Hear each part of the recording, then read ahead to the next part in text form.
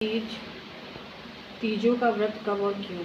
हरितालिका तीज का यह प्रसिद्ध व्रत भादो मास के शुक्ल पक्ष में तृतीया को किया जाता है। तृतीया तिथि को किए जाने के कारण स्त्रियों में यह व्रत अधिकतम तीजों नाम से जाना जाता है। कुंवारी लड़कियों में यह व्रत शुभ वर पाने की आशा से तथा विवाहित स्त्रियां सौभाग्य की रक्षा और पति सुख की कामना करके करती हैं। प्राचीन काल से चल रहे यह मान्यता है कि इस व्रत को करने वाली स्त्रियां पार्वती के समान सुखपूर्वक जीवन यापन करके शिवलोक को प्राप्त होती हैं। हरितालिका व्रत का विधान।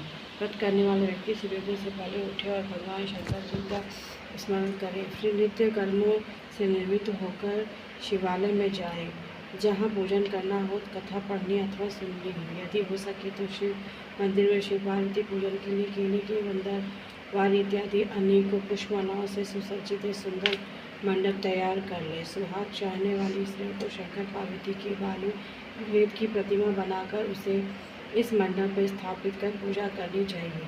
पूजा में शिव पार्वती से संबंधित कोई भी स्तोत्र अथवा शिव चालीसा का पाठ कर सकते हैं। पश्चात एकाग्रचित्त से नीचे लिखी कथा पढ़ें।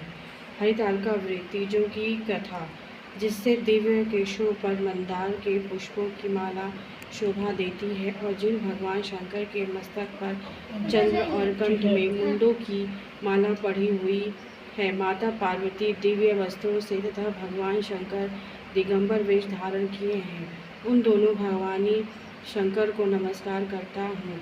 कैलाश पर्वत के सुंदर शिखर पर माता पार्वती जी ने ही श्री महादेव जी से पूछा, हे महेश्वर, मुझसे आप यह गुप्त से गुप्त वार्ता कहिए, जो खुले में निवास कर अन्न त्याग कर तप करती रही।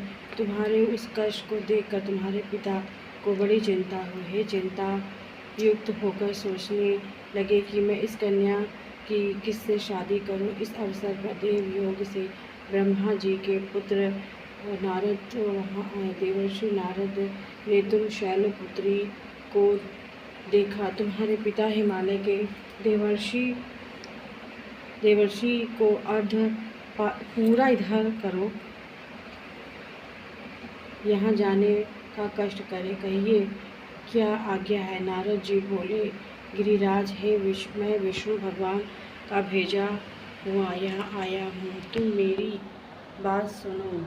आप अपनी कन्या को उत्तम वर को दान करें। ब्रह्मा, इंद्र, शिव आदि देवताओं से विष्णु भगवान कोई भी उत्तम नहीं है, इसलिए मेरे मत से आप अपनी कन्या का दान भगवान विष्णु को ही दे। हिमालय बोले, यदि भगवान वासुदेव कन्या को ग्रहण करना चाहते हैं तो इस कार्य के लिए आपका आगमन हुआ है, तो वह मेरे लिए वरों की बात है, मैं अवश्य उन्हें ही दूंगा। हिमालय का यह आश्वासन सुनते ही देवर्षि नारद जी आकाश में अंतर्धान हो गए और शंख चक्र गदा पद्म एवं पीताम्बरधारी भगवान विष्णु के पास पहुँचे।